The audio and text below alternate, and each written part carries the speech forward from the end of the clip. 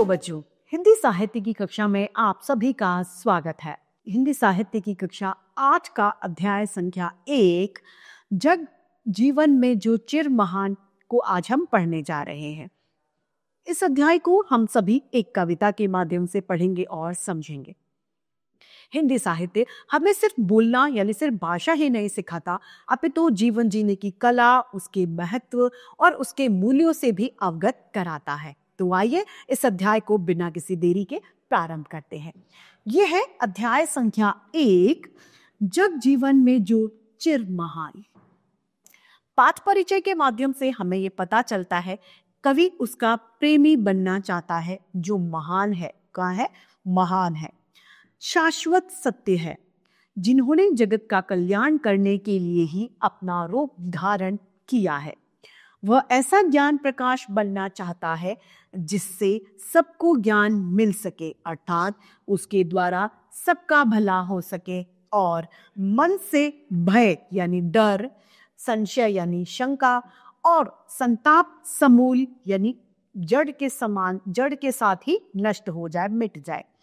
अगर ऐसी अमर शक्ति पाना चाहता है, वह ऐसी अमर शक्ति पाना चाहता है जिससे लोगों के दिलों के लंबे समय से बंद कपट रूपी जो कपाट है उनके, वो भी खोलने में समर्थ हो सके और वहां प्रेम का प्रकाश यानी प्रेम का उजाला फैला सके, जिससे इस धरती में एक बार फिर से नया सवेरा लाया जा सके। तो आइए इस सुंदर सी कविता को प्रारंभ करते हैं। जग जीवन में जो चिर महान, क्या है? जग जीवन में जो चिर महान, सौंदर्यपूर्ण और सत्य प्राण। जो क्या है? चिर महान है। एक तो वो महान है और सौंदर्यपूर्ण है और उसके साथ साथ सत्य प्राण है। सत्य प्राण अर्थात जिसके प्राणों में सत्य भरा हो, यानी रग रग में उसके में सच फैला है। मैं उसका प्रेमी बनूं नाथ, जिससे मानव हित हो समान।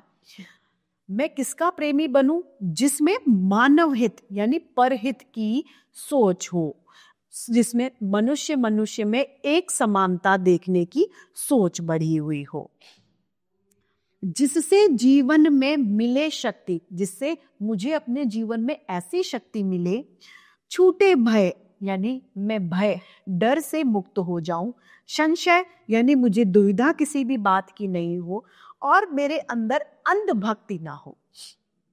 मैं वह प्रकाश बन सकूं नाथ, हे ईश्वर मैं ऐसा उजाला बनूं, मिल जावे जिसमें अखिल व्यक्ति, यानी मैं ऐसा उजाला बनूं जिसमें मैं सभी अखिल व्यक्ति यानी संपूर्ण व्यक्ति को प्रकाशमान कर सकूं। ऐसा नहीं है कि मैं किसी एक स्पेशल व्यक्ति के लिए प्रकाश का पुंज बनूं, नहीं, मैं अखिल व्यक्ति यानी संपूर्ण व्यक्तियों के लिए प्रकाश का पुंज बनूं। दिशि दिशि में प्रेम प्रभा हो, दिशि दिशि यानी सभी दिशाओं में प्रेम प्रभा प्रसार हो, यानी प्रेम की जो लहर है वो बहे। हर भेदभाव का अंधकार, जितने भी भेदभाव हैं उनको मिटाया जा सके। मैं खोल सकूं चिर मुदे नाथ, मैं क्या खोल सकूं?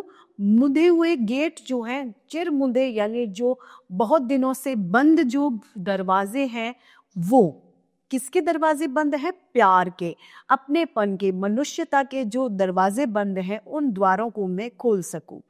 मानवता के उर में स्वर्ग द्वार, और मैं मानवता के दिलों में, सभी मनुष्य के दिलों में स्वर्ग द्वार को खोल सकूं। पाकर प्रभु तुमसे अमरदान, करने मानव का परित्राण। हे प्रभु मैं तुमसे अमरदान पाकर मानव का परित्राण, परित्राण अर्थात मानव की रक्षा करना, ला सकूं विश्व में एक बार फिर से नव जीवन का विहान, और मैं फिर से मनुष्यों के जीवन में एक बार फिर से नया सवेरा लाने के लिए तैयार हूं। विहान अर्थात नई सुबह, नई किरण। इस सुंदर सी कविता की रचयिता है सुमुद्रानंदन पंत। आइए इस कविता को एक बार फिर से दोहरा लेते हैं। जग जीवन में जो चिर महान, सौंदर्यपूर्ण और सत्य प्राण, मैं उसका प्रेमी बनूं नाथ, जिससे मानव हित हो समान, जिससे जीवन में मिले शक्ति, छूटे भय संशय अंध भक्ति। मैं वह प्रकाश बन सकूं नाथ, मिल जावे जिसमें अखिल व्यक्ति। दिश दिश में प्रेम प्रभा प्रसार, हर भेद भाव का अंधकार।